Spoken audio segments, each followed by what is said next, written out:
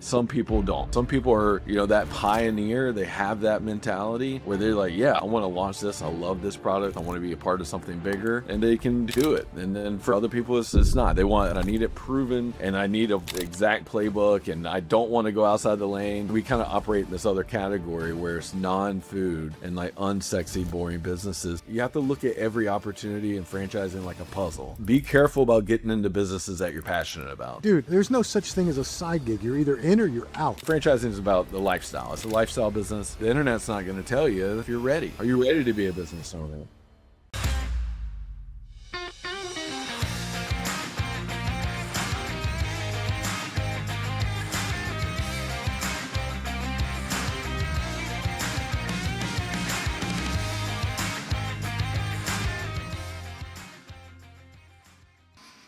Hey, everybody, and welcome back to another week of Crunching Your Growth. I'm Phil Masiello, and today we're digging into a subject that I never had on this show. And I've always been a little,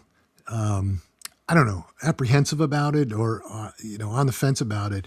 But I think it might be a great way for entrepreneurs to get started in business and have a jumping off point. And it's franchise ownership. And my guest today is Chuck Stovall. He's an entrepreneur, a multi-unit franchise operator, and a consultant he's owned and operated more than 30 locations across multiple brands, including Massage Envy, Boost Mobile, Image Studios.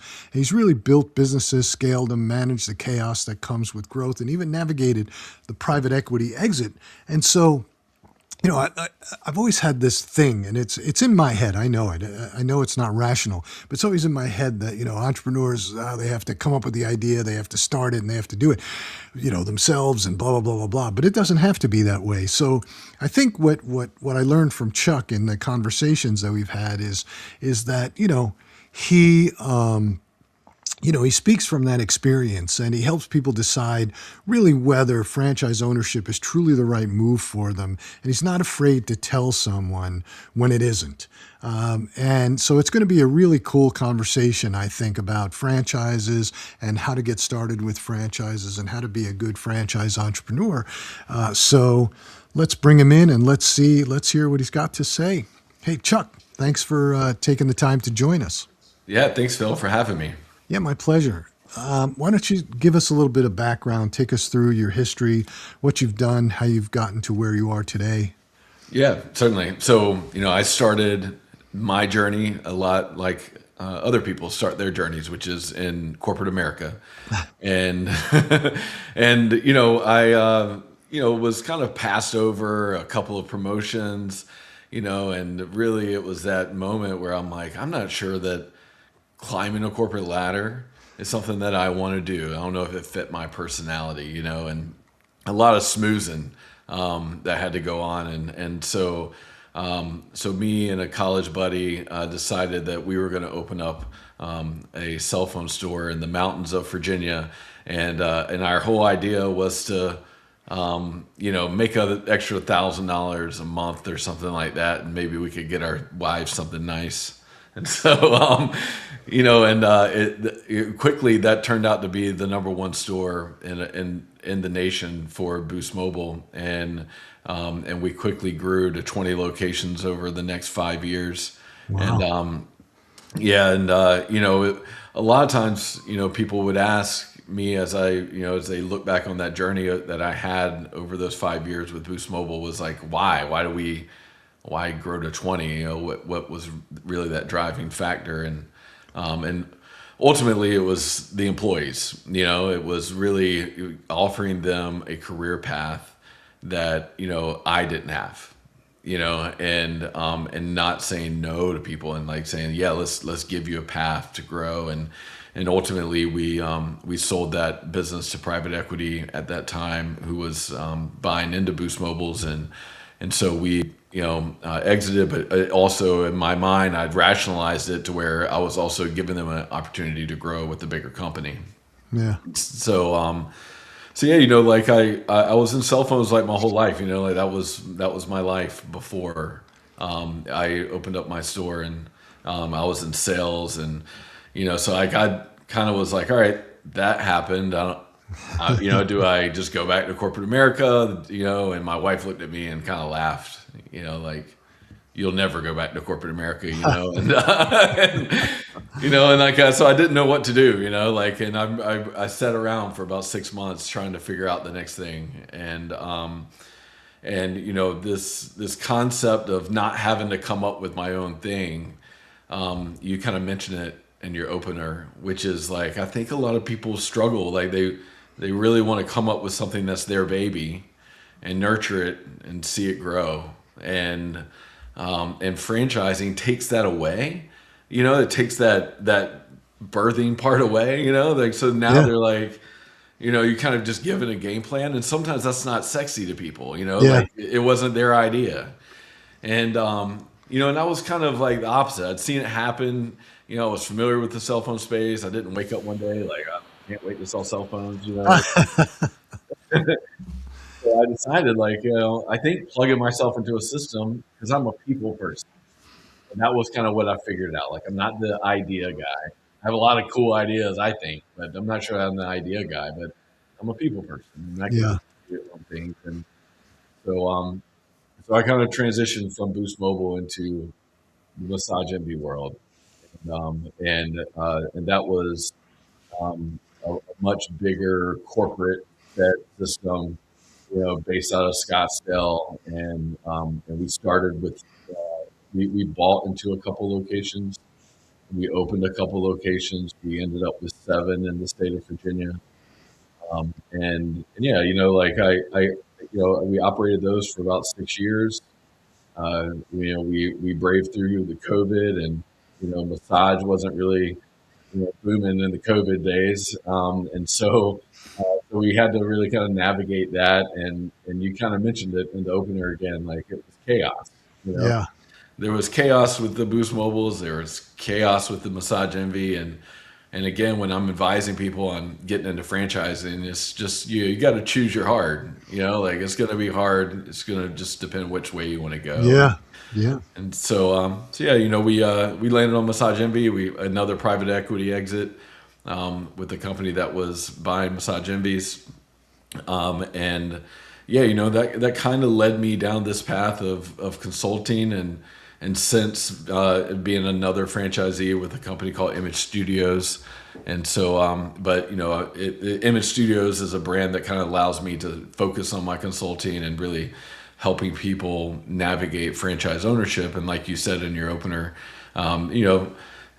talking people out of it, and that's, a lot of people aren't meant for business ownership, or they're meant for what your first thing was, which is they want the idea, they want to bring it to life, and that's okay, like, it's hard to sell somebody on a concept that wasn't theirs from origination, so yeah, that's yeah. been my journey.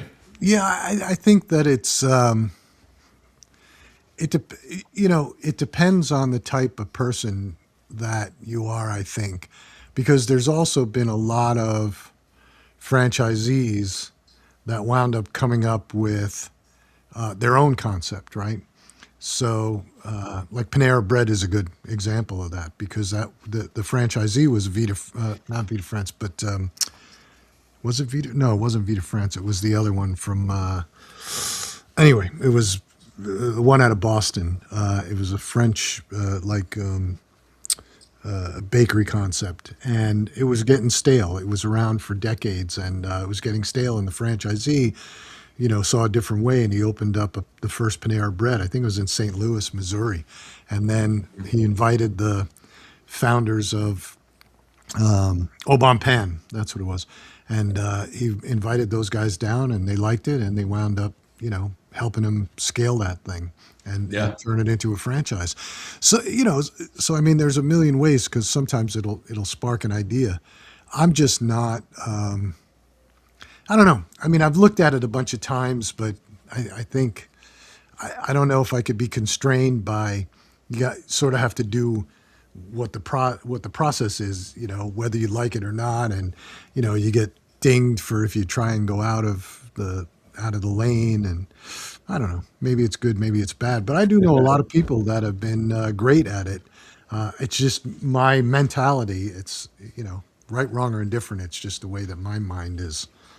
Yeah, and it's going to depend on when you get into the system, and so like if you were an early adopter in an emerging concept, I think what a lot of these franchisors are seeing is that not every market is, replicable, Yeah. and Yeah. so if you're able to get in early, and a lot of the brands that we deal with as consultants are emerging concepts, so they're looking for their initial franchisees, their first 10, 20, or, maybe they have 50 of them open already and they're looking for, to grow to 100 or 200.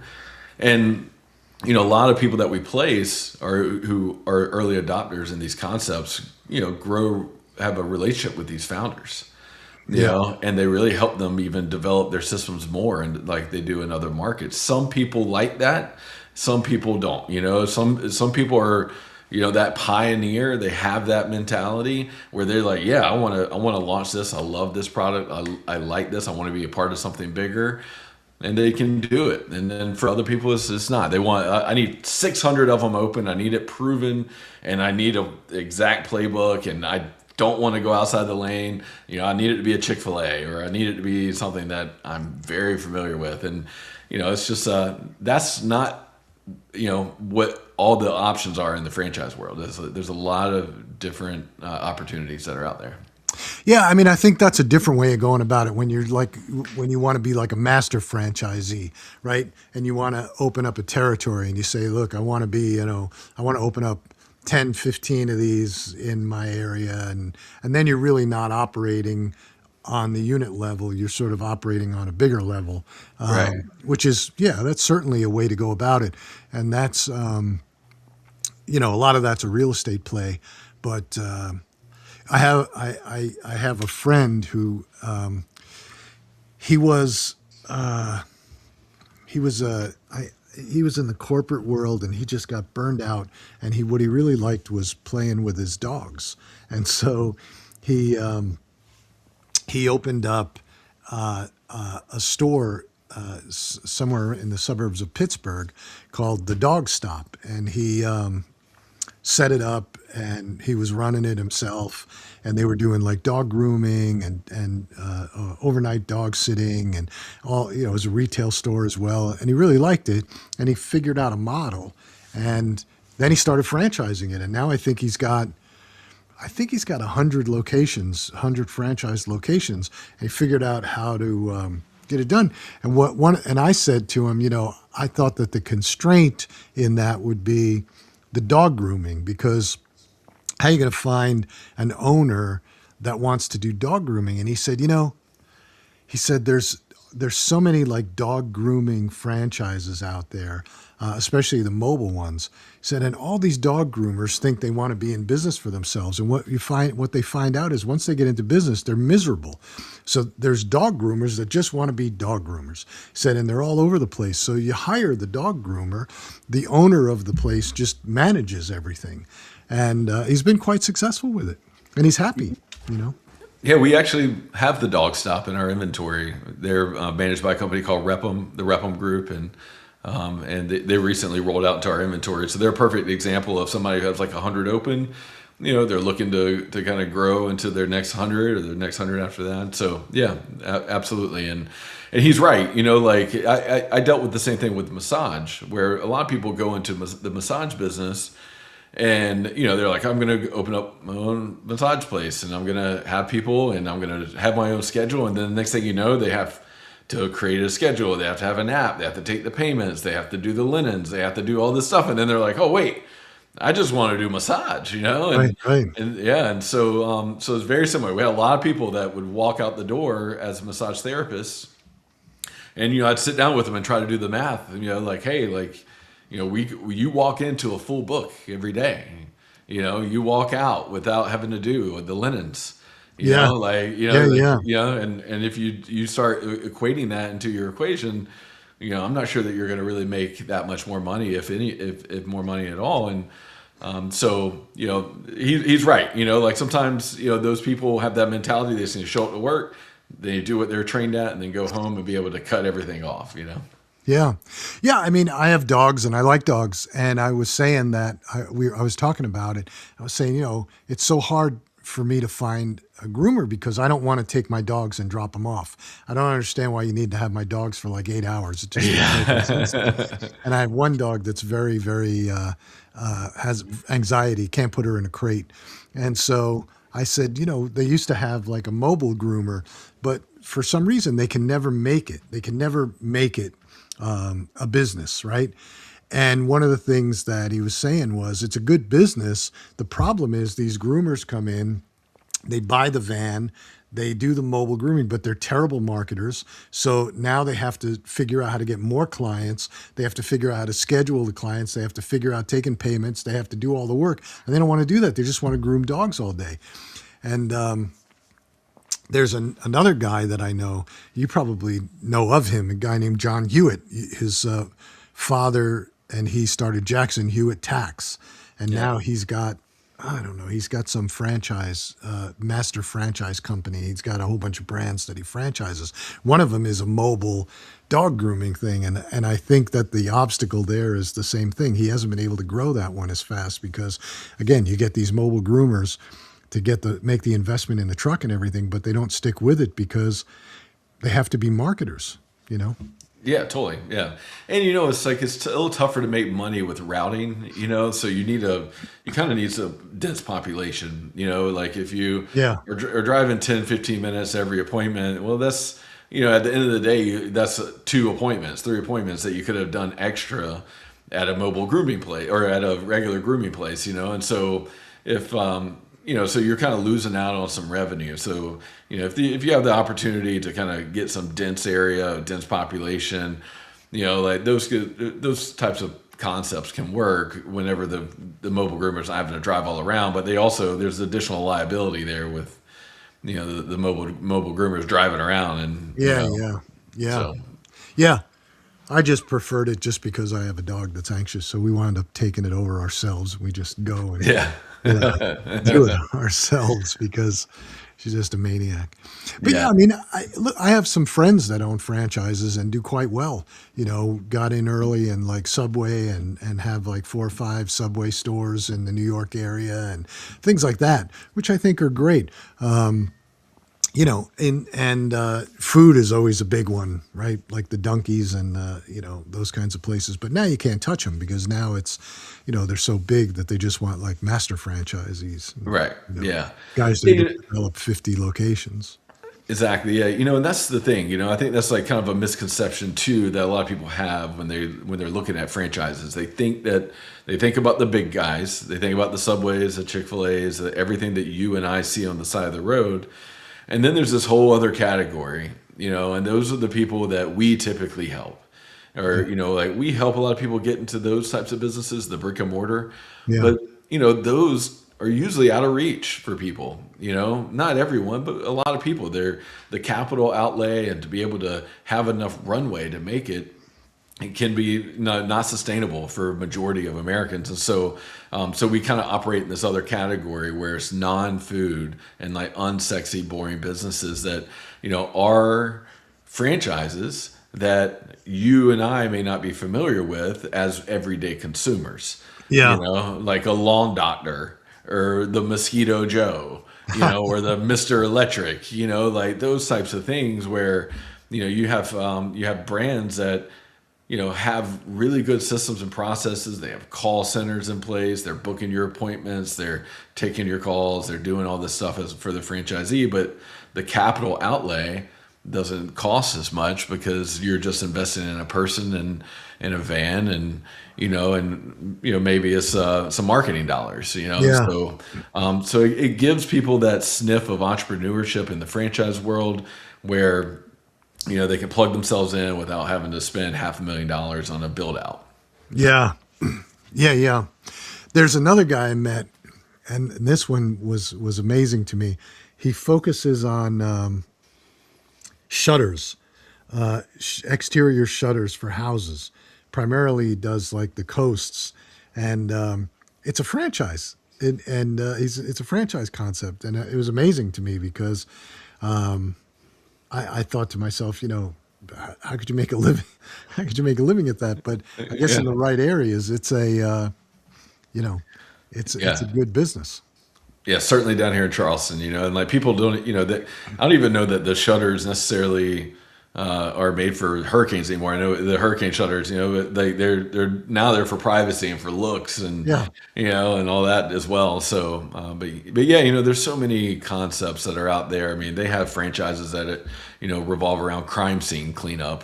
yeah, I mean, it's just about everything that you can think about. yeah. Sure, service master come in and clean up after disasters, and Yeah, yeah. There's a million different ones that it is funny. You don't think about them, but I guess if you're there's some that you think about the skills transfer, right?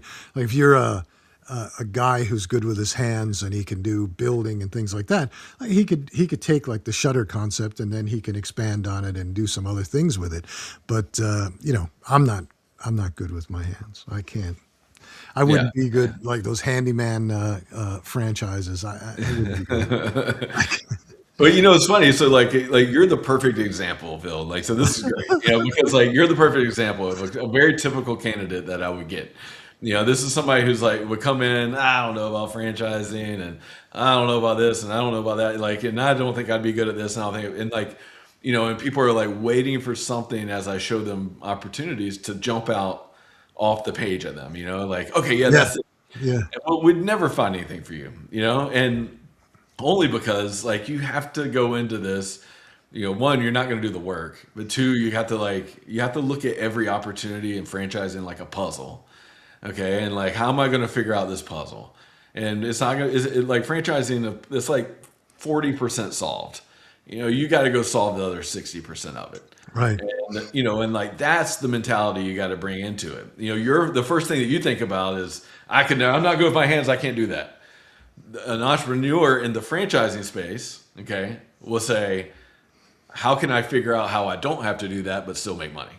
Yeah, no, Yeah. you're 100% correct. That's Yeah. exactly what I was talking about with the dog concept because, I was thinking, well, that's the first thing I thought of was, oh my God, you're gonna have to find targeted people that are groomers because that's the biggest problem. And he's like, no, we just need people. You're gonna hire the groomer. You're gonna hire the people that are gonna do it. All you're doing is managing the concept and doing the marketing. And that's the part because I Yeah. do know the marketing, and that's the part that I don't think about. I don't sit there because I take for granted, okay, Massage Envy, they're running television commercials, they're doing the lead gen for you, and all you have to do is, Right. but there's a lot of franchises that you do have to do the marketing for, and but I just never. It doesn't come up, right? It doesn't come up for me. I think to myself, well, I don't need the franchise. I can just do, if I wanted to do that, I could just go and build it. But, Totally. Yeah. you Yeah. know, No, right. And there's no doubt. And I get that a lot too. And I hear a lot of people say that, like, I'll just go do it. I'm like, great. You should go do it. Like you should go build something for yourself. And because I think like people again have the misconception of what a franchise offers. Okay. And so these are a couple things that maybe your audience can take with them that a franchise offers that they may have not thought about. Okay. And so one is going to be other franchisees, other people who are operating the same exact business under the same brand name that you have across America. Okay. And you being able to pick up the phone and have people who are doing the same exact thing in the same growth phase that you are and being able to trade ideas. Now, if you were to open up your own shutter company or whatever, like who you calling? Maybe you could probably figure it out. You're a bright guy. You could probably figure it out. But there's not a lot of franchisees that can. They want to have that support network. They want to have accountability groups. They want to help themselves grow together. So that's one. Two is an exit. And that's kind of what I leveraged. There's private equity and there's other franchisees that are operating in the same business under the same flag that you have, and so you're like, hey, I've had a life event happen, or I'm kind of done with this brand. I've made my money. I'm ready to move on to my next chapter. Who am I going to sell to?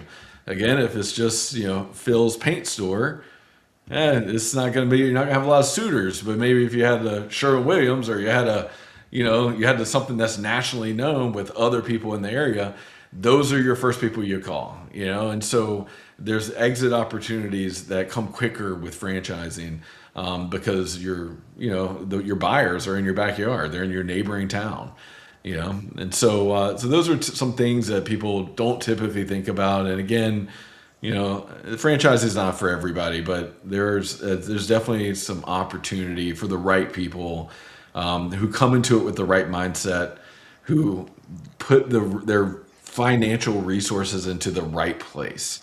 And that's really the most important thing, is making sure they're not stretching themselves too thin, make sure they have enough capital runway if things go south or don't go as planned, and make sure that they understand what the next year looks like for them as far as time commitment, the expectations set by the franchisor, and being able to commit their life to that business and run through walls to make it work. Yeah.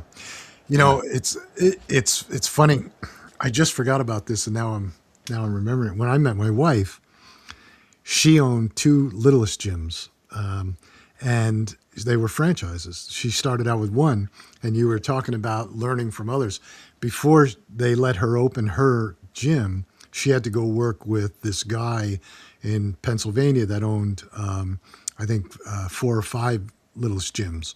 And he explained like the process and how they make, how to make money and how to market and how to do all these things, because it wasn't just getting kids in there to, do athletics. It was all about the birthday parties and the groups and the mommies and all that. And she was opening in Atlanta.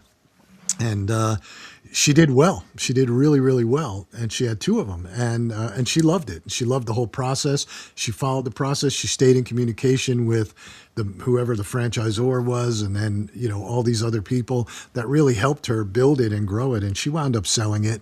And it was because it was time, and she wanted to move back up this way, and it was great. And I was talking to my friend, a couple of weeks ago about the dog stop. And then I started thinking, boy, I could do that. Would be a good way to retire for me, because, I could have a store where I would just play with dogs all day, and it would be fantastic. I'd have a groomer, I'd have all these other people, and all I did was play with dogs. That would be great, Yeah. Yeah. It's like, and I again try to caution people sometimes that, be careful about getting into businesses that you're passionate about. I know. It's because you may quickly lose that passion. Yeah. That's a funny thing, because, you always hear a lot of coaches in my world of entrepreneurship and stuff. A lot of coaches sit there and say, "Oh, follow your passion, follow your passion." And I never followed my passion. My passions were always different than the businesses I started. I started skincare and personal care and food and things like that. And I was speaking to a woman last week who built a floral business. She does amazing. She's like $100 million a year company. Started her from scratch, didn't take a dime of private equity. I mean, really, really built this thing tremendously. And she said the same thing. She said, my passion is ceramics. But if I started a business around my passion, ceramics, I'd grow to hate it. I like flowers, I like the decorating and all that, but to me, it's a business, and I think about it in terms of the business, but my passion is, ceramics, and I'm not going to start a business around that. And it makes so much sense. And it goes sort of back to the discussion about the dog groomers. People are passionate about being a dog groomer, and then you buy a franchise to become a mobile dog groomer, and then you wind up hating it because you have to do the marketing and you have to become the business person, Yeah. So yeah, you're 100% right. It's the same thing. I mean, you were kind of alluding to this, but it's like what I share with people, like what franchising is, or what you did with the skincare. It's like, franchising should be a vehicle to allow you to spend more time in your passions. Yeah. So like, how can I build a business that's going to allow me the freedom and the flexibility to do the things I love? And so that's what I do as a franchise matchmaker, is to try to help people understand the life that they want to live, and then let's see if we can work from that result backwards, and then find the franchise that matches that. And that's what you want to do. Like, franchising is about the lifestyle. It's a lifestyle business. you're giving up some of your profits to the franchise. A lot of people don't like that. But that's why it's really important to find the right one that you feel comfortable with, that knowing that that business can run without you. Well, I mean, if the franchisor is doing the right things with the money and they're marketing and they're helping and they're building, then it's worth it, because they're also doing some of the thinking for you. And if they're giving you a system, when you start a business from scratch, I come up with an idea. I start a business. I have to go through the pain and agony of, minimum viable product market fit, then developing the system to scale, right? If you buy Yeah. a franchise, they've already sort of worked all that out. They come to you and say, okay, this is what you need. This is the demographics you need. This is the population you need. This is the type of location you need. They'll even help you find the location. This is like how to sign the lease. They do all that work for you, so you don't have to make all those mistakes yourself. Because let's face, that's the most difficult part of a business, is that first couple of years when you're trying to figure out how to scale. So they're sort of giving you a scaling system that they've already worked out. Now you just have to follow the plan and do your own marketing to build. What you're really trying to do is build your customer base, right? Yeah. Make sure you get customers in the door, and especially if it's something like, a pet business. And then I could do that, and to me, that's what I think about. I think, okay, I can market that, but at the same time, while I'm marketing that, I could spend my day, playing around with dogs, and and I'd sort of be happy with that. But, because I have looked at like franchises and things, but for some reason, whenever I think about franchises, I always migrate to the food side, which is always the most difficult ones. Totally, yeah. Well, we're consumers of the food ones, Yeah, and we see people walking into the food ones and buying the food, and then we like the food, and we're happy after we leave, and yeah, so like that's why most people are familiar with those, because when Serve Pro shows up, we're not happy. yeah. That's Yeah. right. Yeah. Yeah, and it's also, like you said, it's also a lifestyle. Like Serve Pro, it's a 24-hour a day business. Somebody could be calling you up saying, "Oh my God, I've got a problem now," and you've got to get there and help them, or some of these other businesses. Whereas the food businesses, you're sort of, it was funny. A friend of mine a couple of years ago bought a donut franchise, one of the a smaller donut franchise, not like a Dunkin', but I can't remember what it was called. Duck, is it Duck Donuts? Or? It was something out of New York State. It was like something upstate New York, and basically, it was fairly inexpensive. But he opens it up, and I think people have this idea that, okay, I bought a franchise, I'm going to open it up, and people are just going to come, and it's just going to be okay. And I'm looking at the hours, and it's like, we're going to open up, Wednesday, Thursday, Friday, Saturday from 8 a.m. to like, noon. I'm thinking, when I saw it, I sent him a message and I said, listen, I don't want to be negative, but I don't think you're going to make it in that amount of time. You sort of have to do 7 days a week. You got to be open at 6 a.m. You got people going to work. You're missing it. You're going to Right. sell Yeah. coffee. He's like, well, we just don't. We're at the end of our careers, and we just want to. I'm thinking, well, you just bought a franchise, and I don't think you're going to do so well. And sure enough, like a year later, he's got the thing up for sale, and I'm like, man. Because you Yeah. can't it's still a business. You still have to work the business. You can't just say, oh, well, it's a franchise, I'm going to buy it, and then sit back. I think that's a mistake people make, is they think it's just going to do the work itself. Just because I hang the shingle up that says, whatever, dog stop, people are going to come. You still have to do the work. Yeah, absolutely. Yeah, and that's a total misconception that people will have is, okay, how many phone calls I've had where there's a guy who is on the other end and he sits behind a desk and he can't answer his phone, but he wants to buy a franchise, and and I'm like, okay, well, what does your schedule look like? Like how, like what does your day look like? He's like, oh, I'm on the computer. I got to pick up phones, and I don't really have time to talk to anybody. But I can do it at at 7 o'clock at night, and my weekends are free. I'm like, well, you don't just kind of own a business, Yeah. like like this isn't, and like and people just have this misconception that maybe if I just put money into something, and and like and unfortunately, there's franchisors out there that will take that guy's money, Oh, sure. and they will say, yeah, of course you can absolutely run this absentee and not ever have to pick up the phone, and that's kind of why consultants like me exist, is to try to help people navigate that process, and really set the right expectations so that if that first phone call they make to the franchisor is, hey, yeah, you're good, you don't have to be there, and the franchisor is going to run it for you. That's not going to be the case. Yeah, I don't know any business that you don't have to be there with it. I that's what kills me about, the concept of a side gig. It's like, it drives me insane, because you look at these articles and people get sucked in. It's like, oh, Jane started a side gig on a Saturday, and by Tuesday she was making, $2 million a day. And you're like going, dude, there's no such thing as a side gig. You're either in or you're out. You can't be in part of the way. Now, what you could do, and there's been some great examples of this where people have started like blogs and vlogs and things on the weekends, in their spare time, and then as they grew their audience over over 4 or 5 years, then they can start selling products out of it, right? Glossier is a perfect example. She was doing blogging of beauty products for, I think, 4 or 5 years. And then she built up a following of like 1 million followers before she launched her first product. And then as soon as she launched her first product, she quit her job, and that's what she did full time. And very successful at it. She's a $1 billion company now.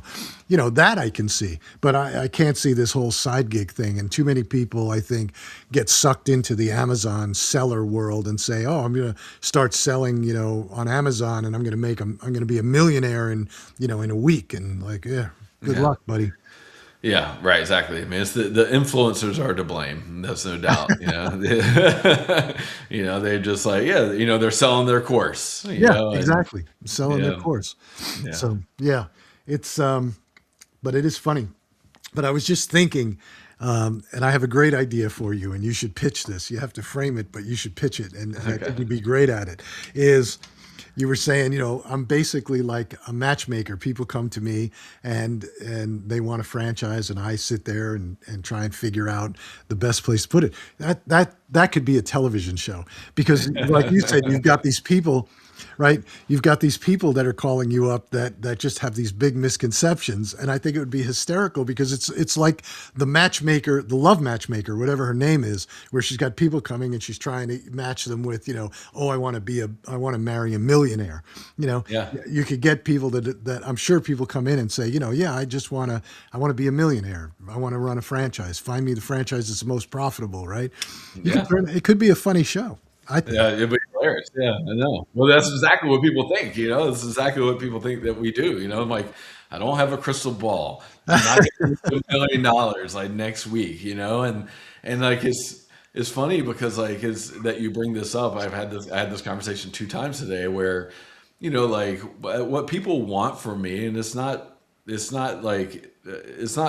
their fault. Okay, like, but what people want from me, they want to call me and they want to say, just tell me the best franchise, and then I'm going to tell you whether it was good enough or not. Yeah. And like, okay. And so, like, and what I really want to do is flip the script on people, and, are they ready? Right. And like, let's take the brands out of the equation. If you want a brand, we have the internet. Okay. The internet has plenty of information. There's thousands of brands on there. What the internet's not going to tell you is if you're ready. Right. Are you ready to be a business owner? And that's where people are like, well, what does that mean? Of course I'm ready. I have this and I have that, and I'm buying it for my wife. Okay, where's your wife? That's not important. Yeah. Like, it is if you're buying her a business. Yeah. Yeah. So these are the conversations I have every day, and where people just they want to dictate, they want to drive the car, and that's completely fine. But there's a lot of misinformation out there, and what we do as consultants is like, yeah, I'm going to match you with a brand, but that's like the last thing I do. And what we need to do is figure out if this is right, and then we need to put a financial picture together. What's that game plan going to be? What's that first 6 months going to look like? All right, now that I have a better understanding of that, now I can look at franchises, and then I show them something, and it wasn't a Chick-fil-A, and they're all sad, but we're trying to make sure that we're putting the right people with the right opportunities, and that way it gives them a pathway to success. And if they don't like it, if they don't like the brands that I pick, that's okay. But like I just try to encourage people, like, have some fun with it. It's fun to look at different businesses. It's fun to kind of put your feet in some waters Yeah. and learn about different opportunities. And as you kind of navigate this process, you'll figure out if it's the right fit for you. Yeah. Yeah, So, no question about it. I think you got to give people a dose of reality. It's the same thing in, in the startup world. People have an idea. So I have an idea, so I'm going to make it a business, and I think it could be a great business, and it's going to be $1 million business. So show me how to raise money so I can get the business going. And I go, well, you don't have anything to raise money on. Nobody's going to back you. You have no track record. You've never done it before. Well, yeah. so and so raised $10 billion on a business plan. Yeah, so and so raised $10 billion on a business plan because so and so started this company first, and everybody exited out healthily. He started this company, so he's got a track record. So yeah, and he put his own couple of billion into it. So Right. Yeah. Yeah. Exactly. Yep. Yeah. This is exactly it. Where they're idea guys. Then and what I'm looking for are execution guys. right. Who can execute. And who can figure out these puzzles. Because that's what it is. It's a puzzle. And like I can place somebody. It's funny here in Charleston. We had a concept. I placed a guy in called Fish Window Cleaning. It's just a window cleaning business, and they have very successful franchisees across America. And I think they've had two franchisees here that didn't make it, and and that shuttered or closed the doors, and or whatever happened to them, whether it was life events they closed, whatever it was. And then I placed a guy here who immediately was successful. Yeah. Same market, same brand. And it was the same opportunity. And it was funny. I'd go to the gym. There he was knocking on doors. Yeah. I'd go to the grocery store. There he was. There's his van. There he is. And He you just wear out hustled everybody. out hustled everybody. And that's what you got to do. You got to be ready. And I would never take credit for that. But what I do is I want to set that expectation with people. Like, this is what you're going to have to do. And if they don't have the right consultant, or if people aren't working with the right person, and they don't have that expectation going into it, then they're just going to think, hey, I'm going to write a check. I'm going to hire some guy. That guy's going to ride around. And he's going to knock on doors, and he's going to sign up accounts, and we're just going to start making money. Yeah. And that's not the way it's going to work. No, it never works that way. You still have to hustle. You still have to execute. You still have to run the business. You can't run it from, your office somewhere else. You have to keep your eye on the business. And, to me, any business, I don't care what business it is, it all comes down to marketing. You've got to get people in the door, right? It doesn't matter what the business is, or if, like your window cleaning guy, you don't have to get people in the door. You got to get yourself out to get those people. You got to get in their door, and you're Right. not going to do it from, making phone calls or getting behind the computer or doing, ads on the computer. It's not going to happen that way. You got to go banging on doors and say, who's cleaning your windows? Yeah, absolutely. Yeah. How many times have you been to a restaurant or any other place of business, and the owner's there, and you can just sense that the Oh owner's yeah. there, right? And you just know it. There's that level of service, that extra little touch, and whenever the owner walks in, and he builds these initial touch points, like the window cleaning. Like, I'll never forget meeting Steven. He was such a nice guy. He was the owner, and maybe he came and serviced it for the first 2 or 3 months. But then after that, he passed it along. But they don't care. They see his employees. They ask how Steven's doing, Yeah. and, it's just those initial touch points. And, having the owner being involved it means everything. And that's why franchises exist, that we need that owner's touch. It's funny you should bring up the restaurant business, because I grew up in the restaurant business, and my family owned restaurants, and everybody was always in the restaurant. And at the time, right, it was mostly still a cash business. And my uncle owned Italian restaurants from, New York City on up to this town called Monticello where they had a raceway and, every place in between. And that's all he ever did was go place to place to place to place to place to place. And he had, his sons and stuff in there and just constantly making sure. And I always thought that was the path I was going to take. And I went to college in Miami and I was working in restaurants and hotels down there. And I thought, I don't want to do this for a living because you got to be here like 14, 16 hours a day. You got to be here for lunch. You got to be here for dinner. You got to be here for closing. You got to watch exactly what's going on or else you get, robbed blind. Right. And then, you get out of work, you get done in a good restaurant, right? You get done at midnight, 1 o'clock in the morning, and then you hang out with your friends and nothing good ever happens at 1 o'clock in the morning. Next thing you know, you're strolling in at 6 a.m. and, so that turned me off, but I still wanted to be in the food business. My first business was a food retail store, not in the restaurant business, but I screwed it up. I was a terrible leader and a terrible process manager. It was bad. And that was my first business. It was a total failure. I've talked about it a million times on this show, but it was a lesson, big, costly lesson that I had. But I think it set me up for, success in the future because I took those lessons that I learned, which, and applied them in all the other businesses. So, but, still, no matter what business I did, you still had to be there. You still have to show up. You still have to manage. I don't care if you're managing by metrics or if you're managing by, process, you have to manage. Yeah, absolutely. Yeah, you're gonna have to manage. You have to be the puzzle solver. And You got to you be a know, problem solver. yeah, it's not gonna solve itself. It's your business, your baby. You got to figure it out, and it's not gonna do it on its own. Yeah, but I think that what franchises, like I said, the beauty of what franchises provide is if I start a business from my idea, I have to figure out the minimum viable product. I have to figure out the product market fit. I have to figure out the process, the systems, all that stuff. When you buy a franchise, they've already done all that work. So you don't have to figure it out. Now all you have to do is execute and scale. And, Yeah, and so just follow the plan, execute, scale, do your marketing, get the customers in the door. And so that's the benefit to me where I yeah. see it. I got really close to buying a concept called K9 Pet Resort. They're based out of New Jersey, and they're mostly sold out across the nation now. But I got really close with them, and I went to their discovery day, and where they bring in everybody who's interested, and so we toured their space in New Jersey, and again, it's just like they have like chandeliers and dog rooms and Yeah, like yeah. TVs, and I'm like, wow, this is like really high end for dogs, and that was kind of their thing, and that was what I thought their thing was. It was like, okay, it's just really nice rooms for dogs.